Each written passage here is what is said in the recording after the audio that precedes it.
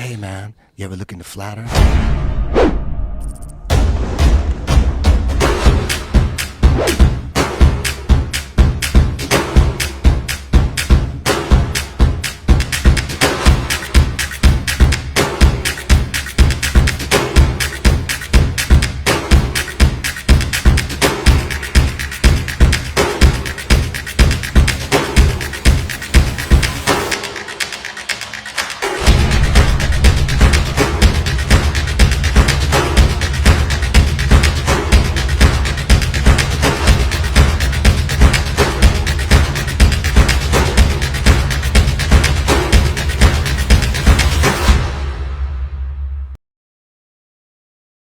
No matter if you have a controversy with Matrix Breakout 6, you should not disregard his analysis of this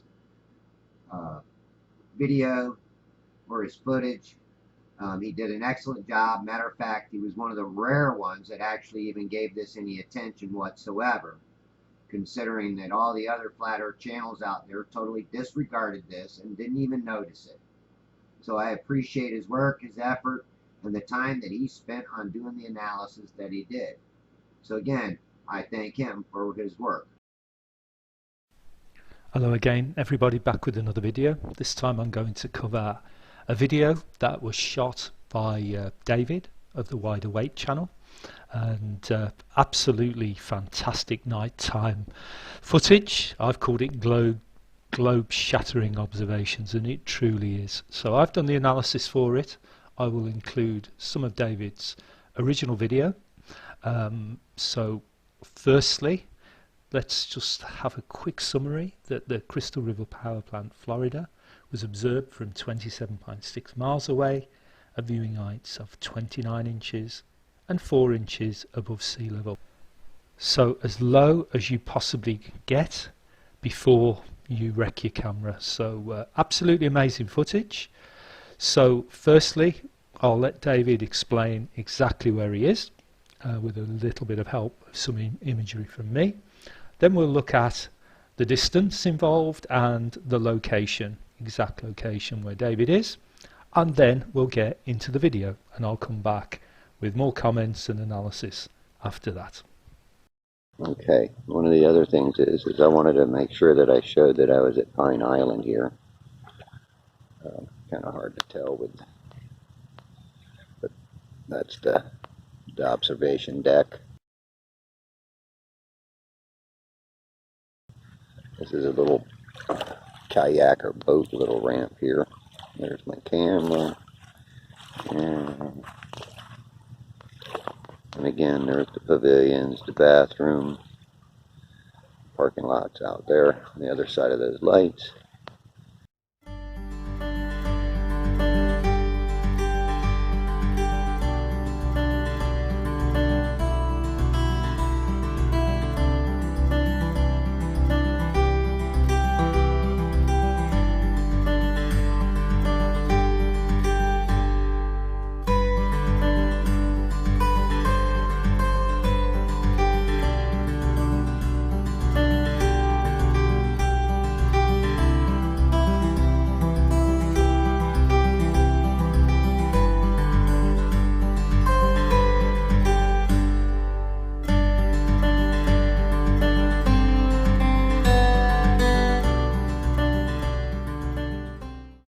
I'm attempting to take a picture of the Crystal River Power Plant here with a long exposure. About 28 inches above sea level.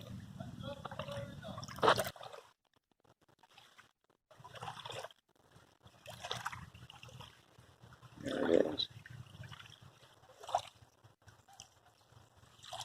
Now what this setting does is it does do an hour and 50 minutes, and it gives you a couple of pictures instead of just a bunch of pictures. It overlaps and overlaps and overlaps them. Just keeps stacking them on top of each other. And look at there, I'm not even fully zoomed in either. All right, I'm going to stop it. I'm going to shut my camera off, and I'm going to do a bunch of just long exposures on it right now.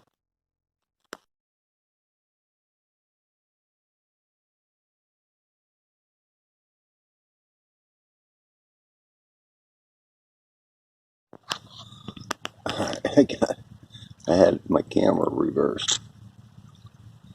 There it is, look at that. That's the Crystal River Power Plant. And the water rolling up to the shore here. And tide is slowly going out. Whoa, that is some picture there. Look at that. That is amazing. And I don't even think I'm fully zoomed in on it. A lot of times it's hard for it to focus in this short time that the picture pops up. Bam, look at that. Wow. I put out these videos, and this again is at 28 inches, maybe 30 inches if you want to add on a couple, just because I was a little above the water. But I get brave right here at the very end, and my battery was running low, so I wanted to get out of there. The bugs were biting, so I did a couple more pictures at a much lower perspective, and then got the heck out. All right, check out this. Okay. Now we're getting real serious. Okay, I got this thing right at water level. Yeah, I can't get it much lower than this, otherwise my camera would be in the water. And I got my... And there it is. Don't even have it on full zoom yet. Let me turn that light off. There it was. I'm going to zoom in a little bit more. I think I got a little more zoom on it. There it is. Look at that. Look at that. All right, let me shut her down. Look at that. Here's the Crystal River Power Plant. And this is it. Ground level. And like I said, I can't get no lower than this. I am right in the freaking water practically.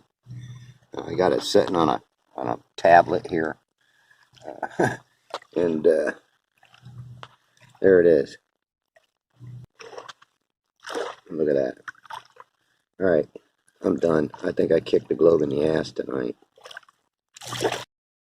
Alright, as you can see, there is some land and some mangroves out there that do block you out from the horizon, and I'm saying that that part at the bottom where the trees and mangroves are blocking out the rest of the bottom end of those power plants. If it wasn't for that, you'd probably see the entire thing, except for the bottom end of it, would probably have some compression to it. Again, I wanted to save the best for last, and I don't think I could get any lower than what I did. Again, thanks for watching, and appreciate it. Right, some amazing footage there of the power plant from a massive 27.6 miles. So fantastic level Earth photography from David of Wide Awake channel. So let's just take a look at this power station. Now this isn't quite the angle, because in David's view these two chimneys were basically overlapping. But we can see this main stack for units 4 and 5. And I'll just explain that. So this is the new stack for units 4 and 5. This is the duct to the stack, which you can see in David's video. These are the old disused stacks for units 4 and 5. This is the windows and glass of the generation system, and these are the cooling towers. Okay, so I've also managed to find a nighttime shot. This is clearly from a very similar angle because these chimneys are overlapping, and we've got this main chimney here, which you can see is in use, and the two lines of lights that David shot. And what I've done is I've created a comparison image that we'll look at David's image against at night, which is a zoomed in section of that power plant. I've also found a daytime image of the power plant, again from a very similar angle to David's with the overlapping old chimneys, and I've generated a comparison image that we can use to compare against the image images that David's actually got.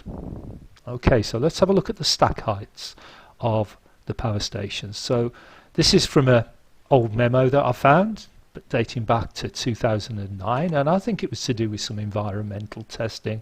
But you can see clearly here that the old Unit 5 stack, which is the same as the old Unit 4 stack, the stack height is 598 feet. And if anybody wants to check that up, I've put the URL or the link that you can search for to check that up.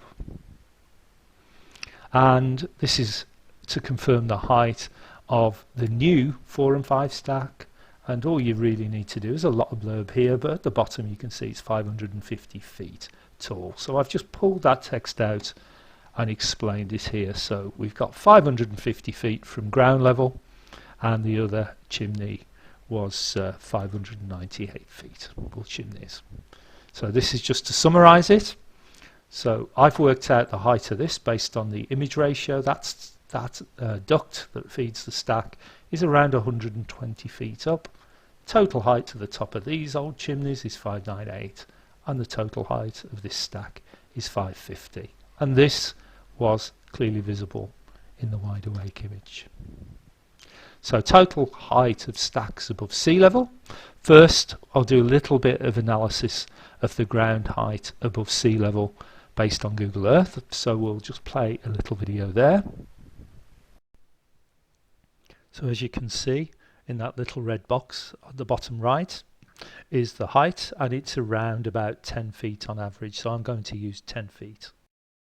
Okay, so in summary, we've got this new common stack is the 550 plus 10 for the height of the ground above sea level, so 560 feet. These two chimneys are the 598 plus 10, which is 608 feet above sea level. And based on image ratio, just by measuring these on the screen, these cooling towers are around about 450 feet high. So confirm that. So those are the heights. So struggle to argue against those. Anybody will struggle because I've found the original references. So let's have a look at the curvature loss. This is for the 29-inch observation, or 2.4 feet.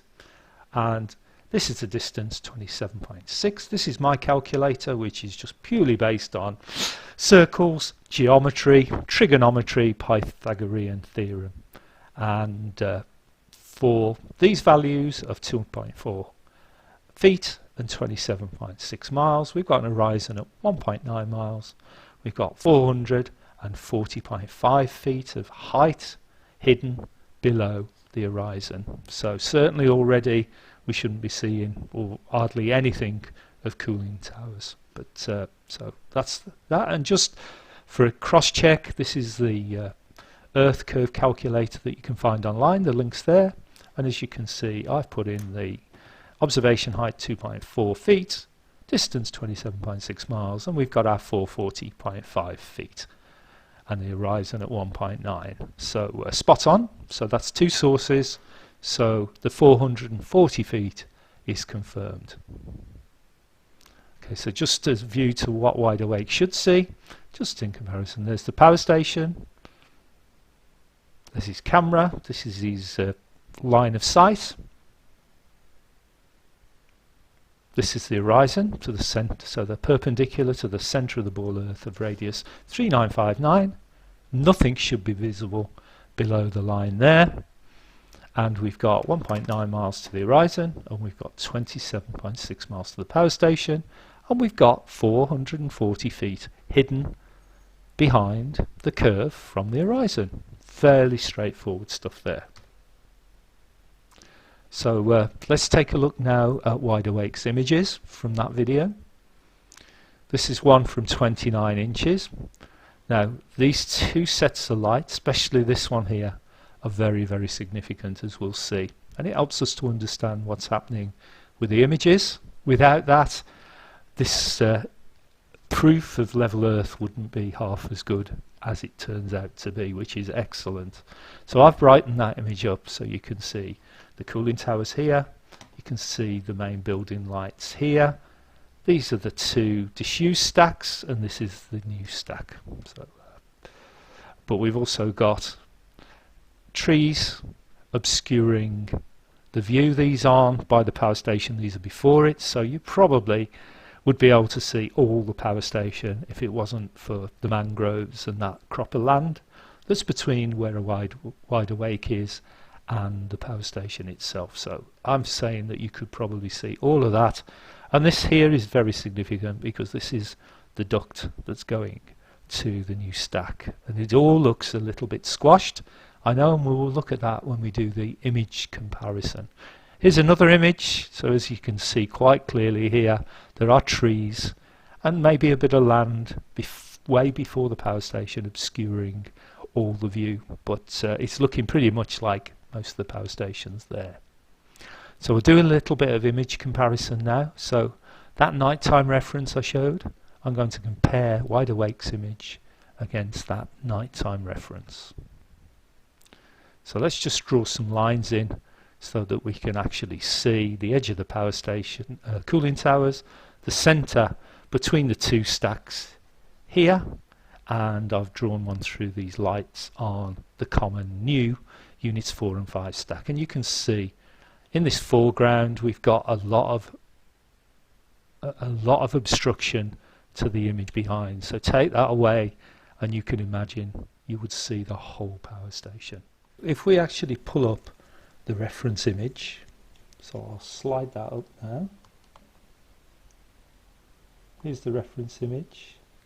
You can see, looking where those two lines on the stack on the right are, that we've got a massive amount of compression in this image. But you can see we've clearly got those two lines of lights in. Now, that bottom set should be well obscured with 450 feet of curvature missing due to curvature, but you can see these stacks here, there's a massive amount. There's also a lot of trees in this one obscuring the plant too, but look at the compression. Yeah, so a massive amount. If I move it to the side, you can see how much compression there is on that image, but we're still seeing nearly all of the power station. So let's move that one out of the way, and let's bring down an image that I've actually compressed. So all I've done is left the horizontal aspect the same, and I've shrunk the vertical aspect until we match the heights. And watch this. See? Those lights there match now. Look how compressed that image really is. The difference could be that there's a greater obstruction on this due to that mangrove swamp or whatever's in the way there. But we've got virtually all the power station there, but we've clearly got image compression. So let's now take a look at a comparison for the daytime image and see if we can see a similar thing there. Okay, so let's bring up the full size image and see what we get there. So here we go. Again, look, we've got that massive amount of compression, but a lot of the image is probably there. So see how much compression? About half the image size. Bear in mind those lights on the previous one confirm we were seeing most of the stack. So what I've done here is I've compressed the vertical aspect again. So now we've got the same size, and we've virtually got exactly the same amount of power station. So what we're showing here is that David is seeing virtually all the power station. There may be a little bit more obscured because of the trees that are closer to him, but we've virtually got all the power station. So absolutely fantastic imagery there. Right, so we've seen that we've got most of the power station there, if not all of it there, and let's have a look at what we would see if we truly did live on a ball of radius 3,900. 659 miles. So there's the 440 line, there's the 608 feet taller stack, and this is what David would see if we lived on a ball and he was 29 inches above the water, taking a photograph of the power station from 27.6 miles away. So clearly we don't live on a ball. So fantastic imagery from David there. But he hasn't finished at that. We've got these two images here. We've got the 4-inch image that he took and the 29-inch image. So you can still see here the cooling towers, this stack, the tall diffuse stacks, and we've got this stack here. So if we look now at doing some image comparison, let's put some lines in so we can align the images. So this is the 4-inch image, moving it down, put it by the side, and look what we've got. We've got more image compression, but all the power station is there. See where the two lines are here on this stack on the right hand side? It's all there. It's just compressed more. So we've got image compression. But for anybody saying you need to get lower, well, David's done just that, and he's shown that he can get all the power station from 4 inches above. So absolutely fantastic proof of level Earth here, David, so thank you. Okay, so looking at the curvature loss at 0.3333 feet, which is 4 inches, 27.6 miles. We've got a horizon now at 0.7 miles, and we've got a massive curvature loss or height hidden below the horizon of 482 feet. What a massive amount. And what does that mean? Let's go back to our diagram. So there's the tall chimney, 608 feet above sea level, and let's have a look at where the 482 feet. So it's way above the cooling towers, and virtually nearly all the new chimney should be hidden. Certainly shouldn't be too well. The second row of light towards the bottom missing. So again, from 4 inches, from 27.6 miles, we clearly do not live on a ball. Just a few final words again to thank David for his excellent contributions to proving that we live on a level plane, a level Earth. I'm really sorry that you're going to stop making videos, but I do understand your position with your business, and also the position with having very few views, lots of shill attacks, when at the same time some of the major shill channels are putting up fuzzy images of images appearing to be missing over the horizon, claiming that's curvature and getting hundreds of thousands, if not millions of views. It isn't a level playing field. I'm sorry you've been virtually hounded off by YouTube, your channel's been suppressed, but you've left a great legacy, and me personally, you've helped a lot in understanding what we're looking at. So big thank you, David. As I said, the original video can be found with a link in the description. So from me, it's goodbye, and thanks for watching, thanks for listening, and also the Earth is level, folks.